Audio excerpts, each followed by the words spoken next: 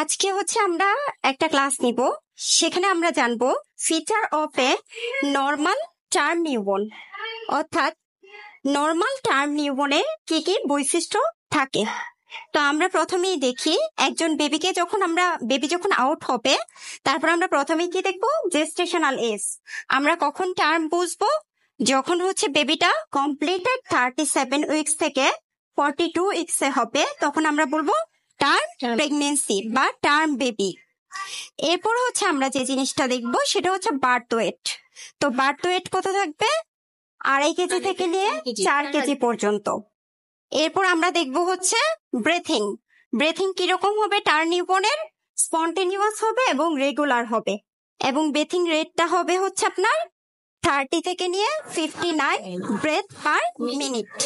এরপর আমরা দেখবো কালার। কালার কি থাকবে, পিঙ্ক থাকবে। যদিও পেরিফেরাল সাইনোসিস থাকে, তা কি হবে, জন্মের কয়েক ঘন্টার মধ্যে পিঙ্ক হয়ে যাবে। এরপর আমরা দেখবো হার্ট রেট। টার্ম বেবির হার্ট রেট কত থাকবে, 100 থেকে নিয়ে 106 বিট পার মিনিট। এরপর এক্সিলারি টেম্পারেচার। টেম্পারেচার আপনার কত থাকবে, 97.5 থেকে 99 ডিগ্রি ফারেনহাইট। এরপর আমরা দেখবো ওএফসি, অর্থাৎ অক্সিপিটাল ফ্রন্টাল সার্কামফারেন্স। এই যে দেখেন, বেবির ফ্রন্টাল সার্কামফারেন্সটা কত হবে আপনার, 32 থেকে 35 সেন্টিমিটার।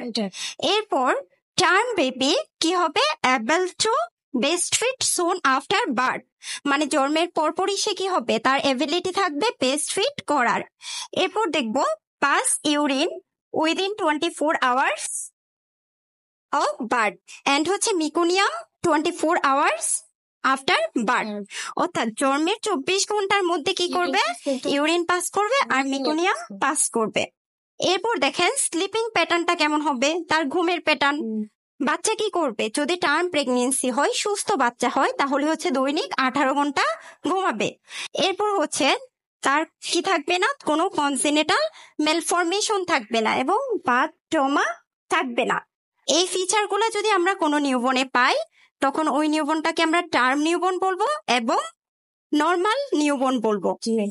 তাহলে আজকে এ পর্যন্তই। ভালো থাকেন, সুস্থ থাকেন, আল্লাহ হাফেজ।